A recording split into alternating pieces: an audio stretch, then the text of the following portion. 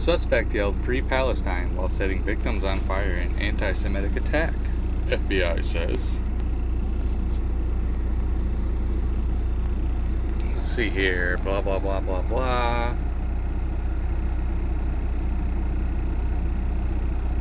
Mohammed Sabri Solomon, 45, was arrested at the scene after he allegedly set his victims on fire as they peacefully rallied on behalf of Israeli hostages, which, by the way, don't fucking exist, still being held by Hamas, which, by the way, doesn't fucking exist. Hamas is a fictional organization created by Israel for the purpose of committing genocide while still looking innocent.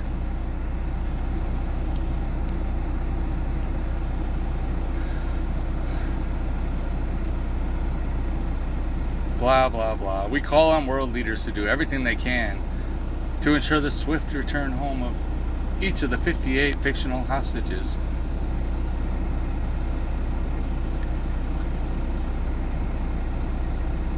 It is an ideologically motivated violence based on early information, evidence, and witness accounts.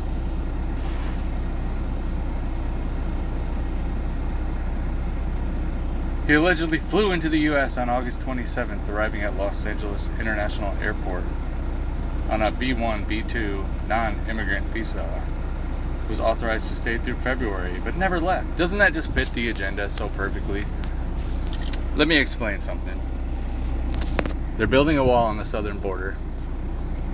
They have talked about building a wall on the northern border briefly, but if you do the research, like I have, very, very in-depth research, they're already building a wall on the northern border.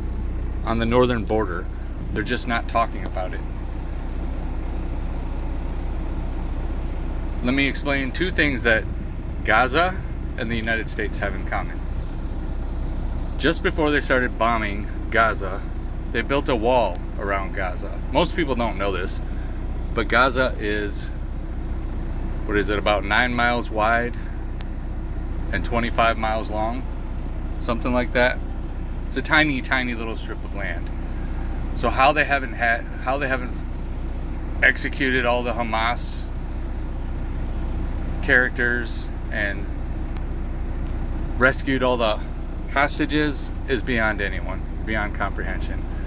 And how hard is it to form? I mean, we're talking 25 miles at the widest point right now.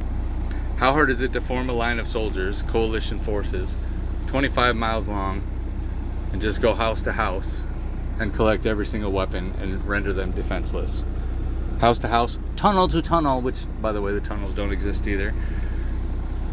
They won't do it because they can't do it, because it's impossible, because that doesn't go along with their narrative, or not their narrative, their goals of completely obliterating and bombing Gaza and all Palestinians into nothing. Okay. It's called genocide.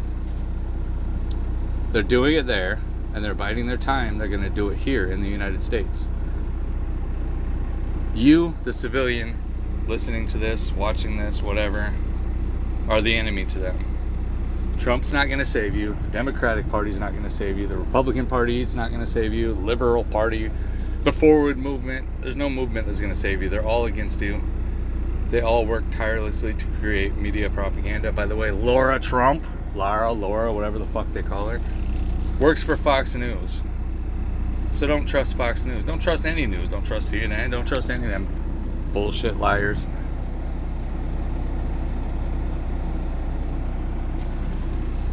Whenever a house is bombed in Gaza, Israel says, oops, our bad. There was a tunnel underneath your house. We're sorry about your house and all your family, but there was a tunnel. There was a terror tunnel, and a main suspect, a terrorist leader, underneath your house in a tunnel that nobody can see except Israel, because we have magical tunnel reading goggles. I just want everybody to take the time and think in terms of Hamas not existing and ISIS not existing. Think of the goals that you can achieve if you're a land grabber and a mass murderer if you just create a fake organization and create some propaganda videos. And by the way, they're always wearing masks so that you can't see that they're actors. That's the mistake they made, and that's why John McCain had to fake his own death, because there were leaked pictures of him meeting with ISIS leaders, and there were leaked pictures and videos of him with ISIS leaders in a green screen background, fake cutting the head off of James Foley, and many, many other green screen videos, green screen productions. That's why they all wear masks anymore, because they made that mistake before. They're not going to make that mistake again. They monitor social media, they gauge your reactions, and that's why the stories constantly change. That's why the narratives constantly change, because they got to make it more and more believable. So think in terms of these organizations not existing, and then you'll start to see things a little more clear. Thanks for your time. Peace.